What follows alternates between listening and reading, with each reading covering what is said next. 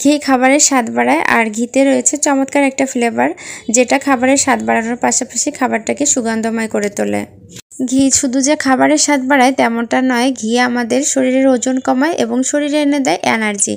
আর এই ঘি যদি আমরা ঘরেই গাওয়া ঘি হিসেবে তৈরি করতে পারি গরুর দুধের খাঁটি সর দিয়ে, তাহলে তো কোনো কথাই নেই।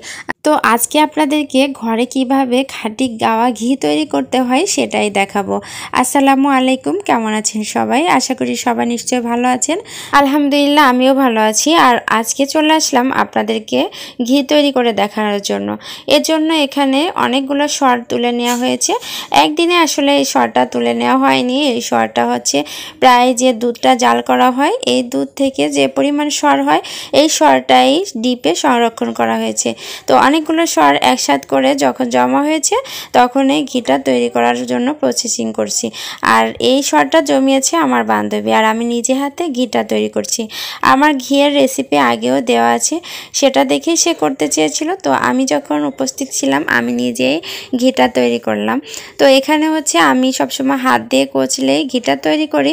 তো এখানে অনেক পরিমাণ সর ছিল, এজন্য একটু বেটে নিয়েছি। বাটা হয়ে গেলে ঠান্ডা পানি দিয়ে এটাকে ভাসিয়ে দিতে হবে। অর্থাৎ হচ্ছে যে পাত্রের মধ্যে এই বাটায় মাখনটা রেখেছিলাম, মানে ঘি তৈরি করার আগে কিন্তু আমরা মাখন রেডি করি। তো মাখনটা হচ্ছে তুলে নেওয়ার জন্য এখানে 2 লিটারের মতো ঠান্ডা পানি দিয়েছি, আর উপরে মাখনটা ভেসে এসেছে। আর এই ভাসমান মাখনটাকে খুব সুন্দর করে তুলে নিতে হবে যাতে করে একটুও পানি না থাকে। তো আমিও সুন্দর মতো হাতের উপরে রেখে বলের শেপ দিচ্ছিলাম আর চিপড়ে চিপড়ে নিচ্ছিলাম যাতে করে পানি না থাকে। পানি থাকলে ঘিটা কিন্তু একটু সুন্দর হবে না। তো এভাবে করেই কিন্তু সবগুলো মাখন তুলে নিলাম।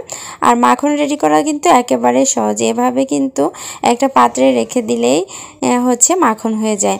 তো আমি যেহেতু ঘি করব এজন্য হচ্ছে সবগুলো মাখন তুলে নিয়েছি। এখন যে পাত্রে ঘিটা বের করার জন্য চুলায় দেওয়া হবে এই পাত্রের মধ্যে এই ঘিটা বের করতে কিন্তু অনেকটা ধৈর্যের প্রয়োজন। চুলায় বসে একেবারে দাঁড়িয়ে থাকতে হবে আর একটু নাড়তে থাকতে হবে। আমি অনবরত নেড়ে যাচ্ছিলাম, তারপরও পাতিলের নিচে কিন্তু ঘিটা লেগে গিয়েছিল। তো যেহেতু এটা শেষ পর্যায়ে লেগেছে তো এজন্য আর পাতিলটা চেঞ্জ করিনি, এভাবেই কাত করে রেখে আমি ঘিটা তৈরি করে নিয়েছি।